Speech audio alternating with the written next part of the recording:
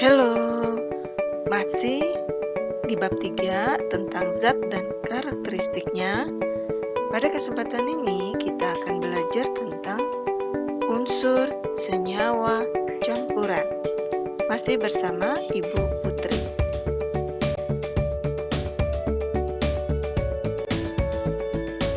Tujuan pembelajaran kali ini ada 3, yaitu pertama, membedakan unsur, senyawa, dan campuran. Yang kedua, menjelaskan campuran homogen dan heterogen. Yang terakhir adalah mengidentifikasi pemisahan campuran. Apakah kalian tahu perbedaan benda-benda berikut ini? Bisa kita lihat di kiri bawah ada gambar alkohol, air mineral, dan obat sirup yang ada tulisan suspensi. Sama-sama cairan. Tapi, apa bedanya? Kemudian, di kanan atas ada gambar besi dan baja. Di kanan bawah ada batangan emas murni dan gagang pintu. Yuk, yang semangat belajarnya biar kalian tahu bedanya benda-benda ini. Berikut ini adalah bagan klasifikasi materi berdasarkan komposisinya. Materi dibedakan menjadi zat tunggal dan campuran. Zat tunggal masih dibedakan lagi menjadi unsur dan senyawa. Campuran dibedakan menjadi campuran homogen dan campuran heterogen. Zat tunggal merupakan materi yang hanya tersusun dari satu jenis zat, sering disebut sebagai zat murni. Sedangkan campuran merupakan materi yang tersusun dari dua atau lebih zat. Baiklah, kita akan membahas tentang unsur. Unsur merupakan zat tunggal yang tidak dapat diuraikan lagi menjadi zat-zat lain yang lebih sederhana melalui reaksi kimia. Ya, dibedakan menjadi unsur logam dan unsur non-logam. Wujudnya ada yang padat, cair, dan gas. Jumlah unsur di alam sangat banyak, ratusan ya jumlahnya. Nah, kemudian ada istilah atom. Atom adalah bagian terkecil dari unsur. Berikut ini adalah tabel beberapa unsur yang sering kita jumpai dalam kehidupan sehari-hari. Ibu hanya kasih contoh 15 unsur. Sebenarnya unsur itu jumlahnya sangat banyak, ratusan. Tetapi Ibu hanya kasih 15 dengan harapan kalian dapat mengingat nama unsurnya beserta lambang unsur. Bila kalian perhatikan, lambang unsur ada yang satu huruf dan dua huruf.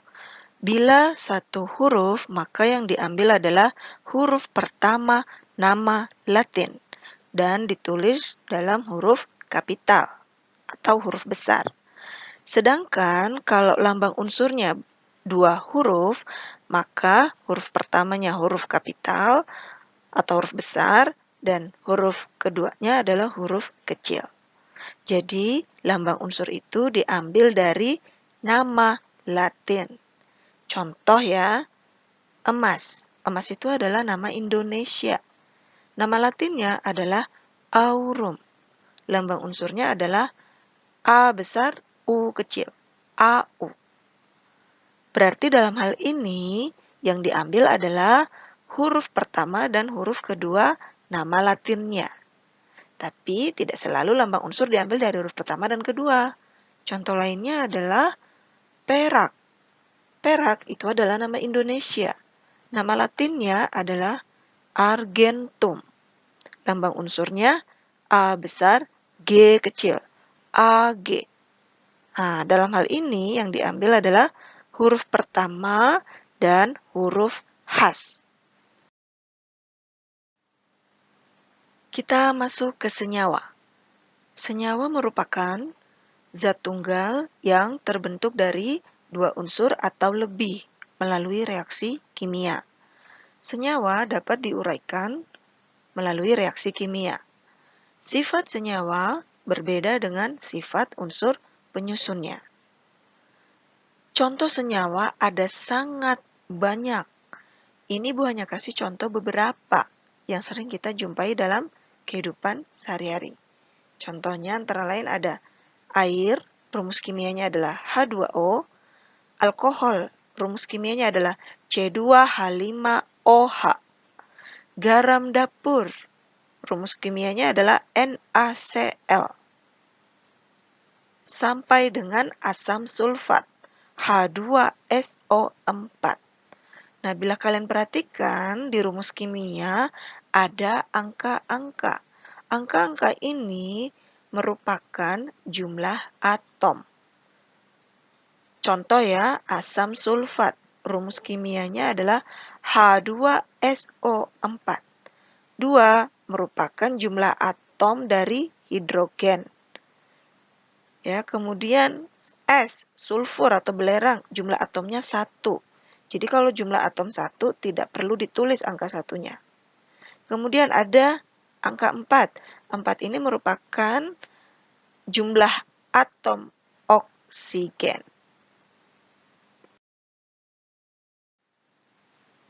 Baiklah, kita masuk ke pembahasan tentang campuran.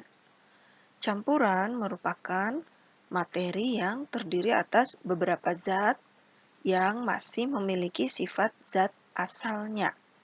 Ya, jadi minimal ada 2 zat. Itu sudah bisa disebut sebagai campuran. Kemudian, campuran dapat diuraikan atau dipisahkan melalui reaksi fisika. Kemudian, campuran itu dibedakan menjadi campuran homogen dan campuran heterogen. Contoh campuran dalam kehidupan sehari-hari sangat banyak ya. Pertama adalah udara.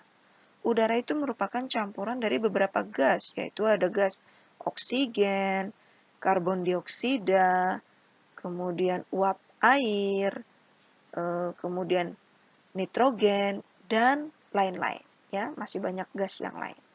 Kemudian contoh yang lain ya untuk campuran ada stainless steel. Stainless steel ini bisa kita lihat pada panci atau alat-alat masak lainnya. Ya, stainless steel merupakan campuran antara besi, karbon, dan krom. Kemudian, makanan dan minuman yang sering kita konsumsi sehari-hari itu juga merupakan campuran. Ya, seperti es teh manis, campuran antara air, teh, gula, es batu. Kemudian ada sayuran capcay. Nah, capcay ini terdiri dari berbagai macam sayuran, ya. Campuran homogen merupakan campuran serba sama, yaitu campuran yang tidak dapat dibedakan zat-zat yang tercampur di dalamnya. Contoh campuran homogen bisa kalian baca di sini cukup banyak ya. Mungkin Ibu akan bahas salah satunya yaitu alkohol 70%. Alkohol tadi merupakan contoh senyawa. Tetapi bila ada tulisan alkohol 70%, artinya alkohol tersebut ada campuran air. Air tadi senyawa, alkohol senyawa. Tapi kalau air dan alkohol disatukan, maka disebut campuran. Campurannya adalah campuran homogen, karena ketika mereka bercampur, kita sudah tidak bisa bedakan lagi mana yang alkoholnya dan mana yang airnya. Mereka sudah tercampur rata. Campuran heterogen. Campuran heterogen merupakan campuran serba beda, yaitu campuran yang masih dapat dibedakan zat-zat yang tercampur di dalamnya. Contoh campuran heterogen. Bisa kalian lihat di sini contohnya, ya. Ada beberapa yang Ibu kasih, sebenarnya sangat banyak ya. Nah, yang Ibu bahas misalkan sirup obat mah. Jadi, misal kalian mendapatkan obat yang ada tulisan suspensi, maka obat tersebut harus dikocok. Gunanya apa? Yaitu supaya cairan di dalam botol tersebut tercampur dengan rata. Ya, jadi kalau ada tulisan suspensi di botol, ya, botol kemasan apapun, maka itu harus dikocok terlebih dahulu. Itu adalah contoh campuran heterogen. Contoh lain dari campuran heterogen, misal kita mencampurkan air dengan pasir atau air dengan tanah. Setelah kita aduk-aduk, terus kita diamkan beberapa saat, maka nanti pasir dan tanahnya akan mengendap di bawah, ya. Jadi kita bisa bedakan mana yang pasir, mana yang air, mana yang tanah. Seperti itu.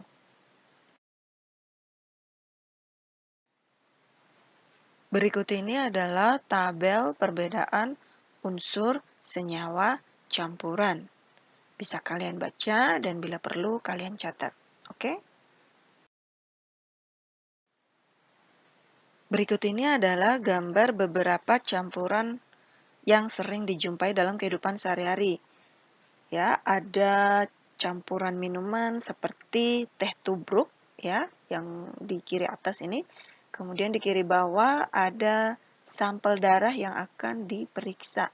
Nah, kemudian yang di sebelah kanan, nah ini adalah pengeboran minyak bumi ya. Jadi dari pengeboran minyak di bawah laut ya, hasilnya nanti akan diperoleh minyak mentah.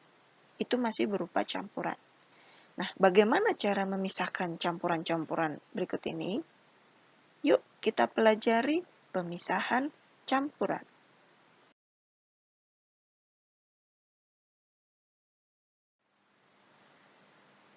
Ada berbagai metode pemisahan campuran, tapi pada kali ini Ibu hanya batasi sampai 5 metode saja. Yang pertama adalah filtrasi atau penyaringan. Filtrasi digunakan apabila partikel-partikel zat yang bercampur itu ukurannya berbeda. Seperti ketika kalian menyaring santan, menyaring teh tubruk, kemudian menyaring pasir, ya, dan lain-lain. Berikut ini adalah gambar filtrasi di mana ada statif, ya, kemudian ada 2 gelas kimia dan corong. Gelas kimia yang pertama yang di kiri atas itu berisikan campuran air kapur. Nah, campuran air kapur ini akan melewati corong di mana di dalam corong tersebut sudah ada kertas saring. Nah, kemudian hasil saringannya itu nanti ditampung di gelas kimia yang di bawah ini ya. Nah, ketika air kapurnya dituangkan ke dalam corong, maka ada partikel yang tertinggal di kertas saring, yaitu kapur. Nah, kapur ini nanti disebut sebagai residu, yaitu partikel yang tertinggal sebelum penyaringan. Nah, kemudian partikel air dia akan lolos melewati corong. Nah, air ini disebut sebagai filtrat, yaitu partikel yang lolos dari penyaringan. Metode pemisahan campuran yang berikutnya adalah sentrifugasi atau pemusingan, yaitu metode pemisahan campuran yang menggunakan gaya sentrifugal dengan cara diputar dalam kecepatan tinggi. Ini biasanya digunakan untuk memisahkan campuran padat-padat atau padat dengan cair atau zat cair, ya, sesama zat cair tetapi tidak saling larut. Seperti ketika ingin memisahkan sel-sel darah. Bila kita ingin memeriksakan darah dan ingin mengetahui apakah kita kena malaria atau kena demam berdarah, maka diperlukan sampel darah. Nah, sampel darah kita itu nanti ditampung di sebuah tabung kecil. Nah, tabung kecilnya itu nanti dimasukkan ke dalam alat sentrifugasi, seperti pada gambar ini. Nah, nanti dari hasil sentrifugasi itu akan diperoleh mana saja yang sel darah merahnya, mana yang sel darah putih, dan mana yang keping darah. Nah, dari situ nanti bisa dilihat jumlah sel darah kita berapa. Seperti itu. Metode pemisahan campuran yang berikutnya adalah distilasi atau penyulingan yang biasa digunakan untuk memisahkan campuran sesama zat cair. Ya, contohnya seperti bila kita ingin memisahkan antara alkohol dan air. Nah, dasar pemisahan campurannya ini yaitu berdasarkan perbedaan titik didih. Ya, jadi alkohol dan air titik didihnya berbeda. Alkohol titik didihnya lebih rendah. Nah, zat yang titik didihnya lebih rendah akan lebih dulu menguap. Ini bisa kalian baca beberapa contoh dari distilasi ya, seperti pemisahan air dan alkohol, pemisahan air tawar dan air laut, dan pemisahan minyak bumi menjadi aftur, bensin, dan bahan bakar lainnya. Nah, tapi kalau untuk yang pemisahan minyak bumi ini digunakan distilasi bertingkat.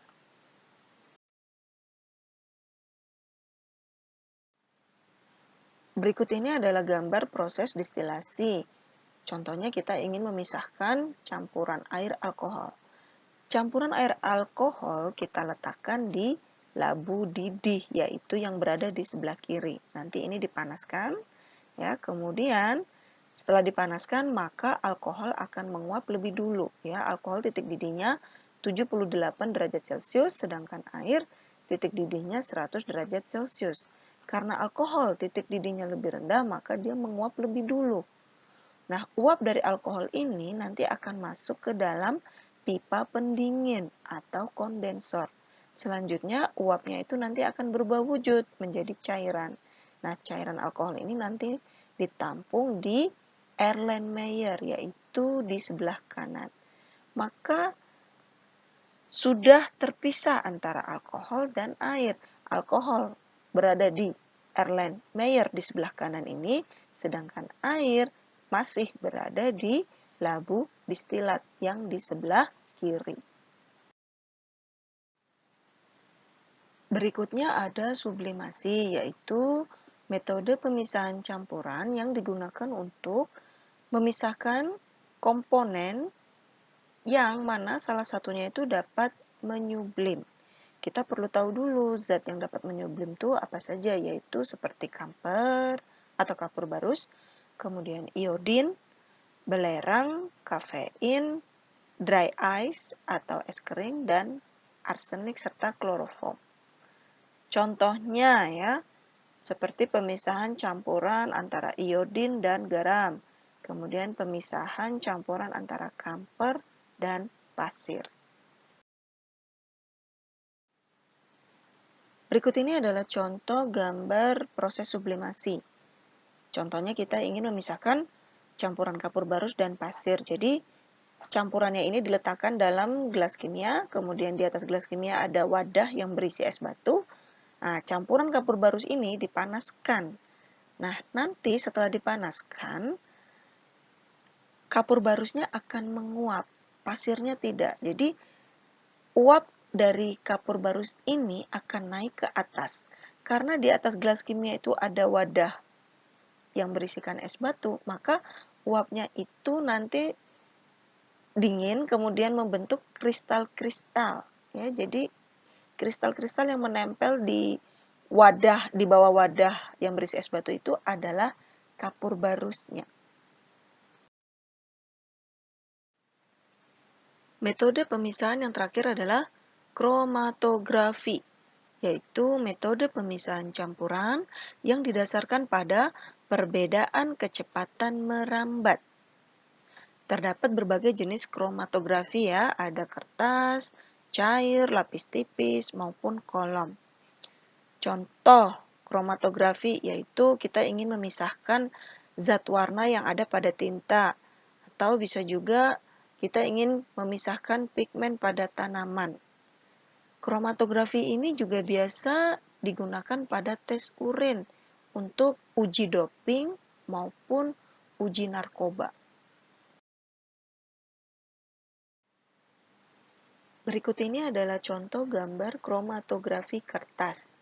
Jadi kita sediakan kertas kromatografi, bentuknya seperti kertas taring, kemudian kita sediakan air sebagai pelarut, kemudian kita sediakan spidol berbagai warna, misalkan spidol warna hitam, warna biru, warna hijau, merah, dan kuning. Kemudian kita totolkan spidol tersebut berupa titik ke kertas kromatografi, ya. Kemudian anggaplah kita beri tanda titik itu sejauh 1 cm dari ujung bawah kertas.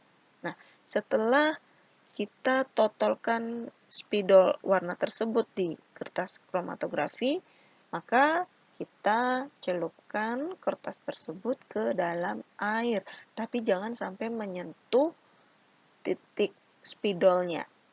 Nah, setelah kita celupkan ke dalam air, maka beberapa menit kemudian kita akan melihat bahwa ada warna tertentu yang bergerak cepat dan ada yang bergerak lambat.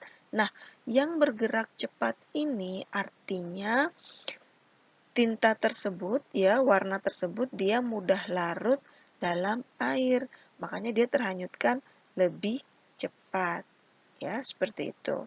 Nah, bagaimana jika tintanya tidak bergerak? Itu artinya tinta tersebut tidak larut dalam air. Kemudian bisa kita lihat pada gambar ini, tinta spidol yang berwarna hitam dia akan terurai menjadi beberapa warna. Sedangkan tinta spidol yang warna lain seperti biru, hijau, merah, dan kuning tidak terurai. Seperti itu.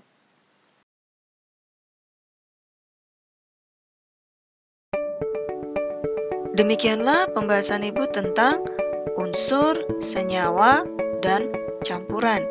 Semoga kalian bisa paham. Oke, sampai jumpa di materi berikutnya.